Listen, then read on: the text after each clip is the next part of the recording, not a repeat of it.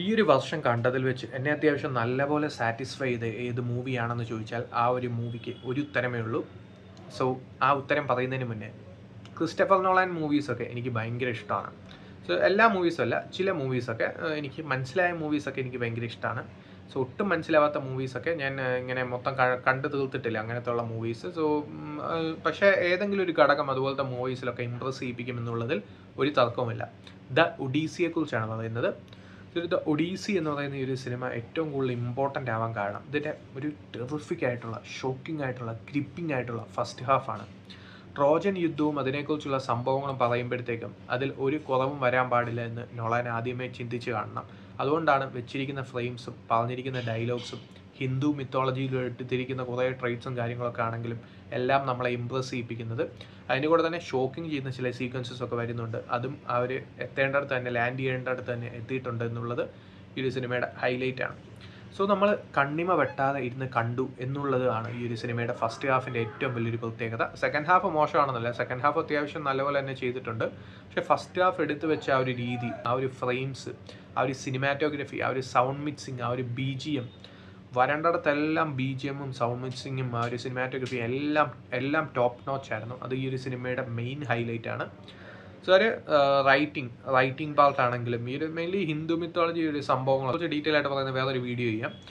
So ഈ ഒരു movie ഇപ്പോൾ ഇന്ത്യയിൽ തന്നെ അത്യാവശ്യം നല്ലപോലെ ഫസ്റ്റ് ഡേ കളക്ട് ചെയ്തൊരു നോളാൻ മൂവിയാണ്. സോ ആ ഒരു പ്രത്യേകതകളും കാര്യങ്ങളൊക്കെ മൂവിക്കുണ്ട് എന്നുള്ളത് തന്നെയാണ് സത്യം. നമ്മളെ ഇമ്പ്രസ് ചെയ്യുന്ന ഒത്തിരി സംഭവങ്ങൾ ഈ ഒരു നോളാൻ ഇതിനകത്ത് സെറ്റ് ചെയ്ത് വെച്ചിട്ടുണ്ടെന്ന് ഈ ഒരു സിനിമയുടെ മേജർ ഹൈലൈറ്റ് തന്നെയാണ്. അതിൽ യാതൊരു സംശയമില്ല. സോ ഈ സിനിമ മുന്നോട്ട് പോകുന്തോറും ഇൻട്രസ്റ്റിംഗ് ആയിട്ട് വരുന്നുണ്ട്. ട്രോജൻ യുദ്ധവും അത് കഴിഞ്ഞ് വരുന്ന സംഭവങ്ങളും. സോ ഈ ഒരു യുദ്ധം ലീഡ് ചെയ്യുന്ന ഒരു ലീഡ് മാൻ ആയിട്ടുള്ള ഒരാളാണ് ദ ഒഡീസി എന്ന് പറയുന്ന ഈ ഒരു ക്യാരക്ടർ. ആ ഒരു ക്യാരക്ടറിന് വീട്ടിലെത്താൻ സാധിക്കും. ഒരു ആനി ഹാത്വേയുടെ ക്യാരക്ടറുണ്ട് ഒഡീസിക്ക് വേണ്ടി വെയിറ്റ് ചെയ്തിരിക്കുന്ന ഒരു കഥാപാത്രം. ആ ഒരു കഥാപാത്രത്തിൻ്റെ അടുത്ത് പിന്നെ തിരിച്ച് എത്താൻ പറ്റുമോ എന്നുള്ളതൊക്കെ ഒരു വലിയ ക്വസ്റ്റ്യൻ മാർക്കായി നിൽക്കുകയാണ്. അദ്ദേഹം എങ്ങനെയാണ് എത്തുന്നത്? അദ്ദേഹത്തിൻ്റെ മുമ്പിൽ ഒത്തിരി തടസ്സങ്ങളുണ്ട്. ഈ കൂടെയുള്ള എല്ലാ സേനകളെയും നമുക്ക് ആ ഒരു കൂടെ എത്തിക്കണം എന്നുള്ളത് വലിയൊരു ദൗത്യമാണ് അദ്ദേഹം ഏറ്റെടുക്കുന്നത്. അദ്ദേഹത്തിന് വീട്ടിൽ പോകുന്നതിനേക്കാളും ഒരു വലിയൊരു ദൗത്യമാണ് അദ്ദേഹം ഏറ്റെടുക്കുന്നത്. പക്ഷേ അതിൽ അദ്ദേഹം സക്സസ്ഫുൾ ആവുമോ എന്നുള്ളതാണ് ആ ഒരു മുൾമുനയിൽ നിർത്തിക്കൊണ്ടാണ് കഥ പറയുന്നത്. അത് ഈ ഒരു സിനിമയുടെ മേജർ ഹൈലൈറ്റ് ആണ്. സോ അങ്ങനെ പല ഷോക്കിംഗ് ആയിട്ടുള്ള, ടെറിഫിക് ആയിട്ടുള്ള കാര്യങ്ങൾ സ്ക്രീനിൽ നടക്കുന്നുണ്ട്. അതുകൊണ്ട് തന്നെ ഒരു മടുപ്പും ഇല്ലാതെ ഫോണൊന്നും നോക്കേണ്ട പോലും വരില്ല ഈ ഒരു ഫസ്റ്റ് ഹാഫ് കണ്ടു കഴിഞ്ഞാൽ. സോ നിൽക്കുന്ന ഹാഫിൽ അദ്ദേഹം എങ്ങനെയാണ് തിരിച്ചെത്താൻ പറ്റുമോ? ഇത്രയും തടസ്സങ്ങൾ നമ്മുടെ മുന്നിൽ നിൽക്കുക. നമ്മൾ അങ്ങനെ മുന്നിൽ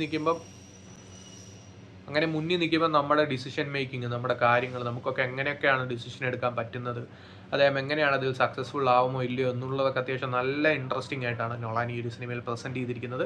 അത് ഈ ഒരു സിനിമയുടെ മേജർ ഹൈലൈറ്റ് ആണ്.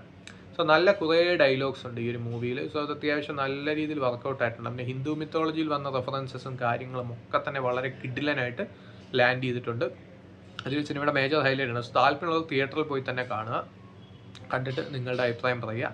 അങ്ങനെയുള്ളൊരു മൂവിയാണ് ദ ഒഡീസി. ഇൻ്റർസ്റ്റെല്ലാറിന് ശേഷം അത്യാവശ്യം നല്ല രീതിയിൽ സാറ്റിസ്ഫൈ ചെയ്ത ഒരു നോളാൻ മൂവി.